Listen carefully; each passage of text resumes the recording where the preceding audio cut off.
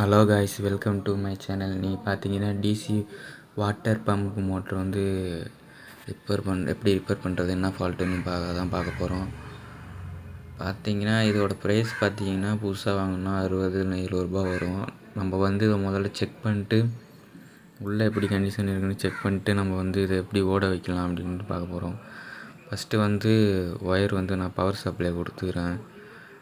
அந்த plus minus எப்படி வேணாலும் கனெக்ட் பண்ணிக்கிட்டு நம்ம ஃபஸ்ட்டு இதை எப்படி ஓடுதா இல்லையான்னு ஃபஸ்ட்டு செக் பண்ணுவோம். இது பார்த்தீங்கன்னா ரொம்ப நாளாக நான் யூஸ் பண்ணிகிட்டே இருக்கிறேன்.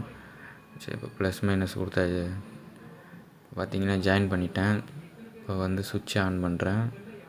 ஸோ சுவிட்ச் ஆன் பண்ணோம், இந்த அளவுக்கு ஒன்றும் ரியாக்ஷன் இல்லை. ஆனால் பார்த்தீங்கன்னா லைட்டாக வைப்ரேஷன் ஆகுது. அதாவது சுற்றிட்டு இதாகுது. அதுக்கு என்ன பண்ணேன், இப்போ பின்னாடி இருக்கிற அந்த டாப்பை வந்து கழட்டிக்கிறேன். இந்த மூடியை வந்து இப்போ அப்படியே பொறுமையாக வந்து கழட்டிக்கலாம்.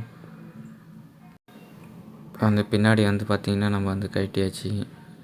அந்த மூடியை வந்து பார்த்திங்கன்னா உள்ளே வந்து ஃபுல்லாக அந்த தண்ணி போய் இதாக இருக்குது. உப்புகாரன்னு சொல்லுவாங்களே, அதை பார்த்திங்கன்னா நிறையா வந்து இருக்குது. ஸோ அதனால் வந்து ஃப்ரீயாக அதை பாருங்கள், எடுக்கும் போதே டைட்டாக இருக்குது. சுற்றுற மாரி வரல. ஒரு கட்டிங் பிளேயரை வச்சு நம்ம எடுத்துக்கலாம். இப்போ அந்த மாரி கொரடா ஒன்று எடுத்து லைட்டாக இழுக்கிறேன். ஸோ பார்த்தீங்கன்னா அந்த காயில் மேலேயே பாருங்கள், அவ்வளோ அழுக்காக அவ்வளோ இரும்பு தூளும் உப்பு இதுமாக இருக்குது. இப்போ அதுக்கு நம்ம என்ன செய்யணும்னா வந்து நல்லா வந்து க்ளீன் பண்ணிக்கலாம். ஸோ அப்படியே கையாலேயே தொடச்சி விட்டுனாலே வருது. இல்லைன்னா நம்ம ப்ரெஷ்ஷை வச்சு கூட க்ளீன் பண்ணிக்கலாம். அதேமாரி உள்ளார பார்த்திங்கனாலுமே உப்பாக இருக்குது ஃபுல்லாக. இப்போ என்ன பண்ண போகிறோம்னா ப்ரெஷ்ஷை வச்சு ஃபுல்லாக க்ளீன் பண்ணிக்கிறோம். ஸோ இப்போ பார்த்தீங்கன்னா என்கிட்ட இன்னொரு டிசி மோட்ரு ஒன்று இருக்குது.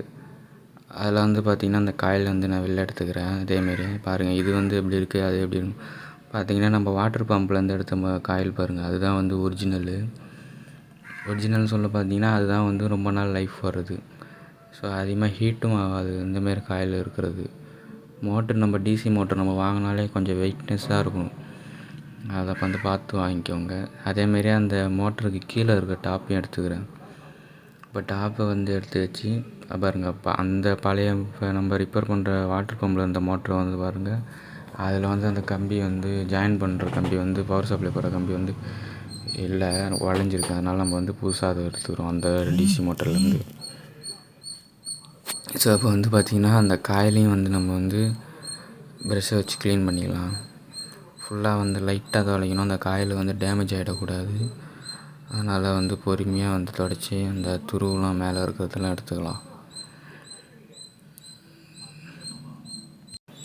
நெக்ஸ்ட்டு பார்த்திங்கன்னா உங்கள்கிட்ட க்ரீஸ் இருந்துச்சுன்னா க்ரீஸ் அப்ளை பண்ணுங்கள். என்கிட்ட க்ரீஸ் வந்து இல்லை, அதனால் வந்து கோகோனட் ஆயிலை வந்து அது மேலே வந்து அப்ளை பண்ணிக்கிறேன்.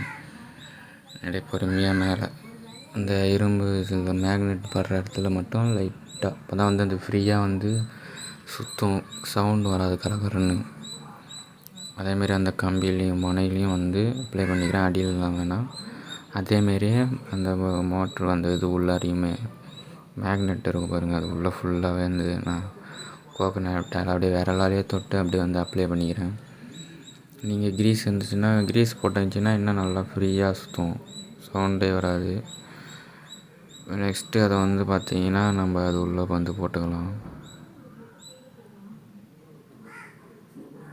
நெக்ஸ்ட்டு பார்த்திங்கன்னா அந்த கீழே இருக்கிற அந்த டாப்பில் நம்ம ஒயர் கனெக்ட் பண்ணிவிட்டு நம்ம அப்படியே வந்து இதை வந்து உள்ளே வந்து ஃபிட் பண்ணிக்கலாம். பொறுமையாக வந்து ஃபிட் பண்ணிக்கணும், ஏன்னா அப்புறம் ஏதாவது டேமேஜ் ஆகாமல் அப்படியே மெதுவாக வந்து உள்ளே ஃபிட் பண்ணிக்கலாம். இப்போ பார்த்திங்கன்னா அவ்வளோதான், நம்ம வந்து முக்கால்வாசி வேலை முடிஞ்சிடுச்சு.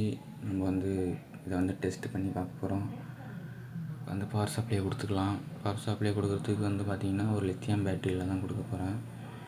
இது வந்து ஒரு மாடியூல் கிட்டு தான், அதில் பயன்படுத்துகிற பேட்டரி. அதனால் வந்து பவர் சப்ளையில் கொடுக்குறேன். இப்போ இருங்க, வந்து ப்ளஸ்ஸு வச்சாச்சு, மைனஸும் கொடுத்தாச்சு. இப்போ வந்து பார்த்திங்கன்னா ஓடுது. அது சுற்றுறது வந்து உங்களுக்கு தெரியுதான்னு தெரியல. இப்போ நான் விட்டு வச்சு காட்டுறேன். இதா பாருங்கள், சுற்றுதா. அவ்வளோதான் காய்ஸ். இதுமாரி இப்போ சிம்பிளாக நம்ம வந்து முடித்தாச்சு. இந்த மோட்ரு வந்து வாங்கணுன்னா 70 ரூபா புதுசு வாங்குறத நம்ம சிம்பிளாக வந்து முடித்தாச்சு.